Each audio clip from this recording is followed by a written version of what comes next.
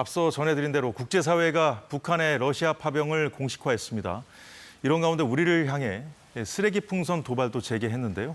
고려대학교 남성욱 통일융합연구원장과 함께 보겠습니다. 원장님 어서 오십시오. 안녕하십니까. 지금 닷새 만에 다시 쓰레기 풍선을 보냈거든요. 국제사회의 그 파병 때문에 국제사회 이목이 쏠린 이 와중에도 쓰레기 풍선을 계속 보내네요. 근데 두 가지가 특징입니다. 이번이 총 30번째 오물풍선입니다. 그런데 용산에 20개 중에 10개가 집중적으로 떨어졌고요. 또 그 안에 윤석열 대통령과 김건희 여사를 비난하는 전단이 처음으로 발견이 됐습니다. 북한이 본격적으로 이 오물풍선을 통해서 우리 사회를 교란하려는 그런 시도, 특히 대통령 내외분에 대한 인신 공격을 감행함으로써 뭐 지난번에 평양의 무인기에 대한 보복인지 하여튼 도발의 양상이 조금씩 달라지고 있습니다. 이제 대통령실 주변에도 많이 떨어졌고요. 지금 오늘 아침에 보니까 국회 주변에도 떨어져 있더라고요. 근데 이걸 뭐 우연히 떨어졌다기 하기에는 용산에도 지금 몇 번째 지금 떨어진 것이고 딱딱 마저 떨어져서 추락을 하고 있거든요. 어떻게 봐야 되겠습니까? 우연은 절대 아니고요. 이건 필연입니다. GPS 일종의 지리 어떤 장치가 거기에 부착이 돼 있죠.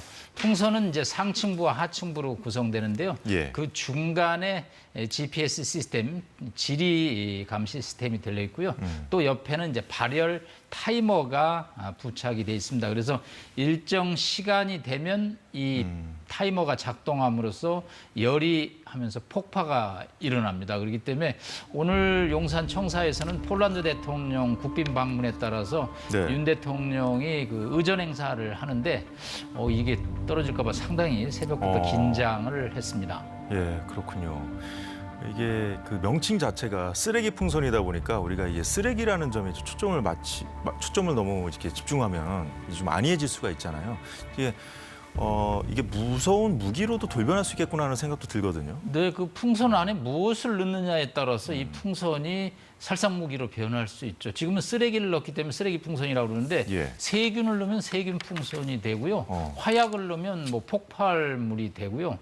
뭐 일종의 거기에 이상한 무슨 위해성 여러 가지 물질이 들어가면 이건 정말 감당할 수 없는 수준이 되기 때문에 지금 30차례 쓰레기 풍선에 대해서 어떤 이제 새로운 우리가 또 대응책을 만들어야 되는데 절대 우리 국민들이 풍선을 보더라도 먼저 손으로 만지거나 그러면 안 되고요. 경찰, 군경에 신고를 꼭 해야 됩니다.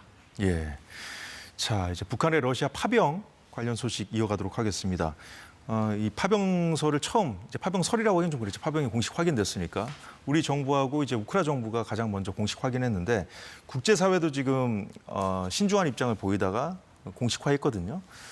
다만 그 목적을 확인해야 된다 이런 단서를 붙였더라고요. 좀 미국 백악관 국가안보소통보좌관의 발언을 좀 들어보겠습니다.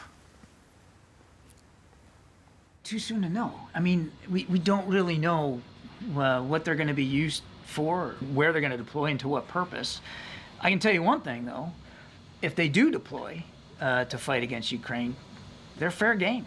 They're fair targets. 네, 원장님. 북한군이 파병된 건 맞는데 어디에 어떻게 어떤 목적으로 이용할지 모르기 때문에 판단하기 이르다. 어떻게 봐야 될까요? 네, 뭐 절대 엇박자는 아니고요. 두 가지 좀 점을 염두에 둘 필요가 있습니다. 존 커비 소통관이 무슨 얘기를 하냐면 목적을 좀 알아보고 또 이것이 어떤 문제점을 갖고 있는지 이 이면에는 미국은 어떤 정보를 파악할 때 자체 정보 검증을 꼭 해야 됩니다. 우리 국정원이 발표를 하고 우크라이나 정보당국이 이야기를 하고 사진을 공개하지만 자체 정보가 확인이 안 되면 그것을 공식화하는데 좀 시간이 걸립니다. 사실은 뭐 지금 한 4, 5일 동안 우리 정부와 우크라이나 정부가 발표를 했지만 미국이 공식적으로 인정을 하지 않았던 것은 자체 정보, 미국도 CIA가 이 현장에서 이 문제를 정보를 수집했던 것으로 알려지고 있습니다. 그다음에 또 이 한 뭐 1,500명에서 3,000명이 지금 파병됐는데 이들이 용병이냐 또 뭐 전투병력이냐 또 이들이 어디로 가고 있느냐 단순히 러시아 땅에 들어갔다고 해서 이 파병이라는 단어를 쓰는 것이 맞느냐에 관해서 미국 정보당국이 분석하는 어떤 매뉴얼이 있거든요. 네. 이 군대를 파견했을 때의 매뉴얼, 그거를 좀 회의를 하고 최종 판단을 내리는데 한 3, 4일간의 시간이 걸린 것으로 판단이 됩니다.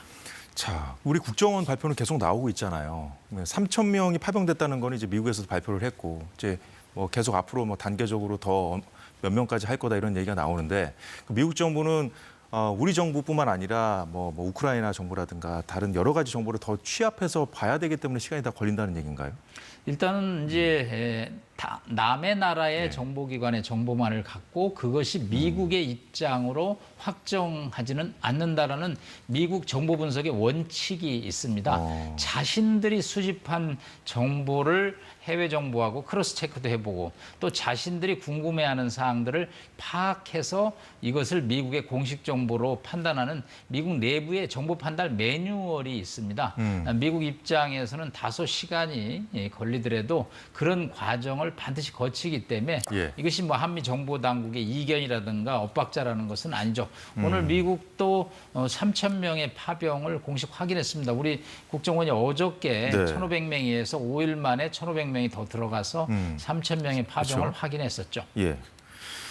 자, 이런 상황에서 러시아에 파병된 북한군으로 추정되는 영상이 추가로 공개됐습니다.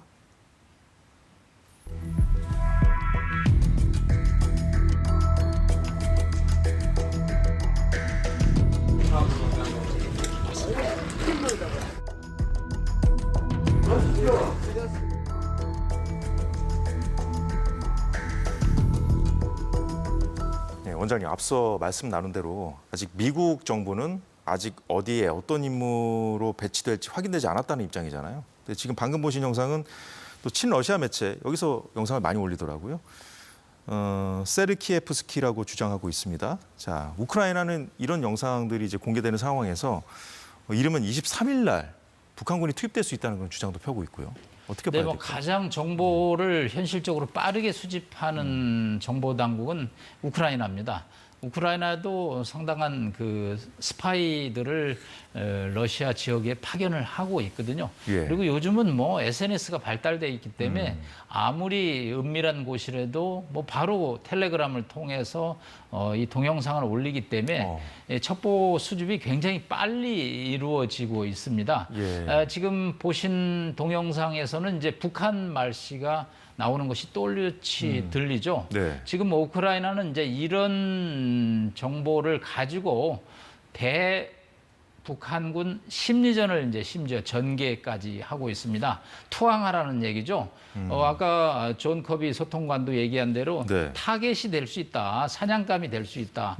그렇기 때문에 당신들은 지금 러시아 포로들처럼 여기 와서 따뜻한 음식 먹고 편안한 잠자리를 가져라. 그래서 이제 전투에 참여하지 말고 투항하라는 이제 그런 이제 일종의 심리전을 지금 우크라이나가 전개를 시작을 했습니다. 아마 며칠 내로 북한군들이 이 전선에 배치가 될 것으로 예상이 됩니다. 그렇기 때문에 이제 뭐 그 동안에 이제 보급이 좀 안 돼가지고 뭐 탈영 소식도 있고 또 뭐 배가 고프다는 이제 소식도 있는데 이들이 조만간 이제 무기와 함께 최전선에 이제 배치가 되면 일종의 그 타겟이 되는 동시에 또 우크라이나 군 입장에서는 이들을 와해시켜야 되기 때문에 일종의 선전전, 심리전을 아마 전개할 것으로 예상이 됩니다. 네, 자, 우크라이나 군이 심리전을 지금 벌이고 있다는 말씀 해주셨는데 지금 영상도 하나 있거든요. 준비됐나요? 보여주시죠. 수용소의 전쟁 포로들은 별도의 수면 공간을 갖춘 크고 따뜻하고 밝은 방에 수용됩니다. 수용소의 전쟁 포로들은 하루 3끼의 식사를 받으며 식단에는 고기, 신선한 야채, 빵이 포함됩니다.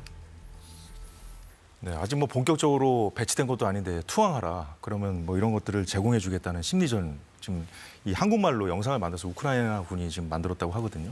지난번에 이제 16명이 주둔지를 벗어나서 뭐 러시아 어떤 본부로 찾아갔다. 그 이유가 이제 음식 보급이 안 돼서 며칠 뭐 식량이 부족했다. 예. 이제 그런 것을 우크라이나군이 파악을 하고 있는 거죠. 신빙성이 있는 얘기일까요? 네, 일단은 뭐 그것도 또 동영상이 올라올 정도니까 이제는 예. 과거와 달리 뭐 실시간으로 검증이 가능하기 때문에 네. 이들이 이제 또 북한 내부에 있을 때도 또 열악한 어떤 음식들을 받았기 때문에 예. 우크라이나군 입장에서는 이들을 음식으로 이제 선전을 하는 것이 가장 효과가 있다고 판단을 하고 있는 것으로 보입니다.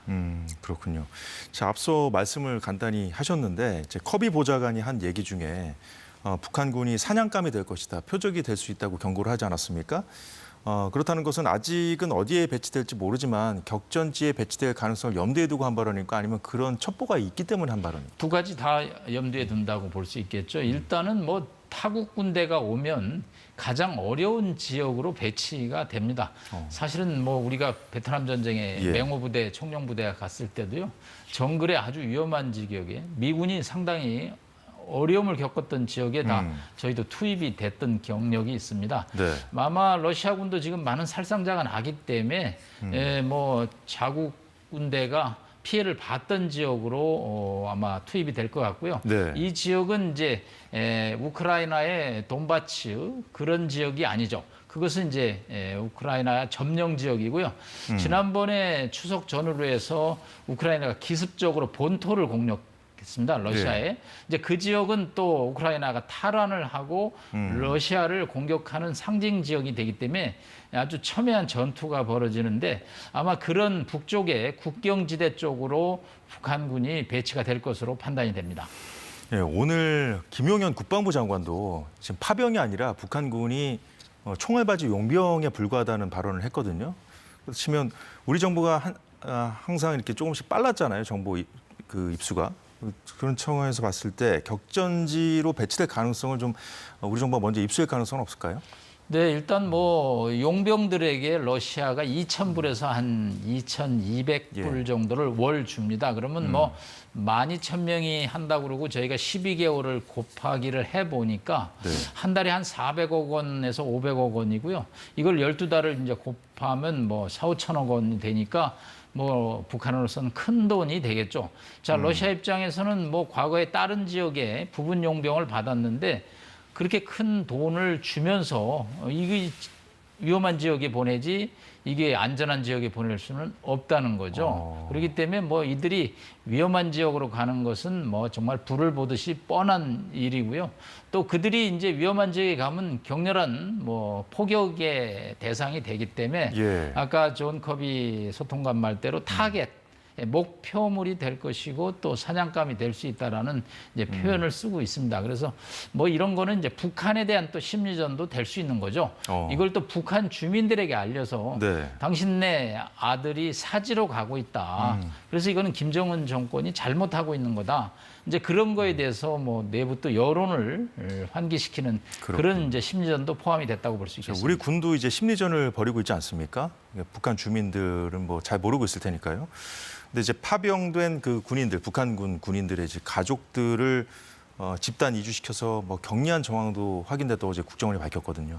네, 아무래도 11군단 폭풍군단이 갔습니다. 여기가 이제 평안남도 덕천군에 소재했는데 네. 뭐 이 가족들은 이제 전체적으로 북한 전역으로 이제 뿔뿔이 퍼져 있겠죠. 그런데 이제 이들 한두 명이 뭐 고향하고 집하고 연락해서 이 네. 소문이 퍼지면 북한 전역에 퍼질 수 있기 때문에 아마 지역별로 폭풍군단의 가족들을 한 군데로 모으고 있는 지금 그래서 이제 소문이 확산되는 것을 예. 차단하는 그런 작업을 북한 정권이 지금 하고 있는 것으로 보입니다. 아무리 북한 정권이라지만 이렇게까지 할 수 있나 하는 생각이 들더라고요. 자, 이런 상황에서 김정은이 대륙간 탄도미사일 등 전략 무기가 집결해 있는 전략 미사일 기지 모습을 공개했습니다. 자, 미국 본토 타격이 가능한 ICBM 기지 내부 사진을 공개한 이번이 처음이라면서요. 네, 이번이 특이한 점이 사일로, 일종의 경납고죠. 예. 우리는 이게 비행기가 이렇게 어떤 실내에 있는 모습이 인천공항 가다 보면 볼 수 있죠. 마찬가지로 ICBM 저 장거리 미사일이 일종의 사일로 안에 경납고 안에 이제 있는 화면을 최초로 공개를 했습니다. 예. 사실 ICBM은 이제 미국을 타격하는 능력을 보여주는 것이죠. 그동안에 이제 뭐 자신들은 2번이나 성공했다고 하지만 지구 대기권 바깥에 나가 들어오기 때문에 예. 마모가 일어나는데 불완전하거든요. 그런데 이제 이런 완전한 기술을 또 러시아로부터 받으려고 하는 그런 목적 하나하고 또 하나는 이제 미국, 한국이 지금 파병에 대해서 문제 제기를 하니까 예. 여기에다가 핵을 장착하면 한국은 물론 미국도 타격할 수 있다라는 결코 굴복하지 않는다라는 강력한 이제 의지를 보여주고 있다고 볼 수 있겠습니다. 자, 파병 이후에 아무래도 뭐 대북 압박이 거세질 수밖에 없지 않습니까? 그래서 미리 선제적으로 좀 견제하기 위한 목적까지 있다는 그런 말씀이시군요. 네, 예. 뭐 사일로를 보여줬으니까 위협을 아주 대내외에 확실하게 가시라고 있고요.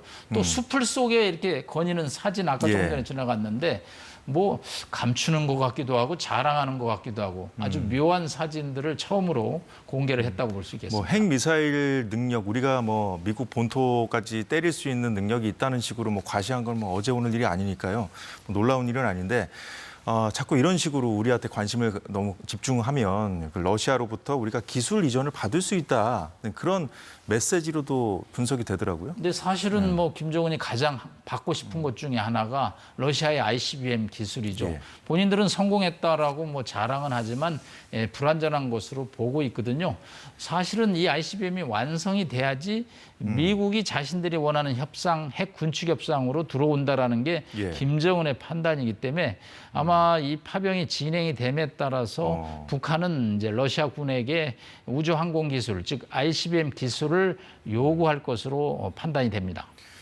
우리로서는 가장 경계할 수밖에 없는 부분 아닐까요? 지금 말씀하신 게? 레드라인을 넘는 거라고 봅니다. 국가안보실에서도 이제 상황을 봐서 우리의 공격용 무기 지원을 지금 미래에 염두에 두고 있다고 지금 한국과 러시아가 서로 기싸움을 벌이고 있습니다. 사실 ICBM 기술이 넘어가는 것이 확실하다면 뭐 우리 측 입장으로서도 또 우크라이나의 일종의 살상 무기, 또 공격용 무기, K2 전차, K9 자주포 등 여러 무기 전달이 검토 대상으로 오를 수밖에 없다. 예. 그런데 이제 러시아 대사가 오늘 언론에서 그랬죠.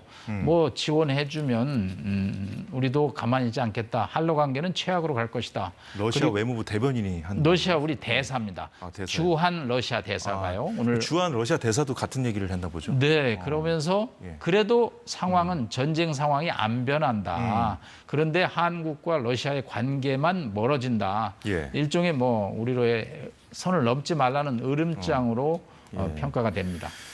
자, 마리아 자하로바 러시아 외무부 대변인 입장도 좀 볼 수 있을까요? 예, 지금 화면에 나오고 있습니다. 지금 말씀하신 거랑 거의 같아요.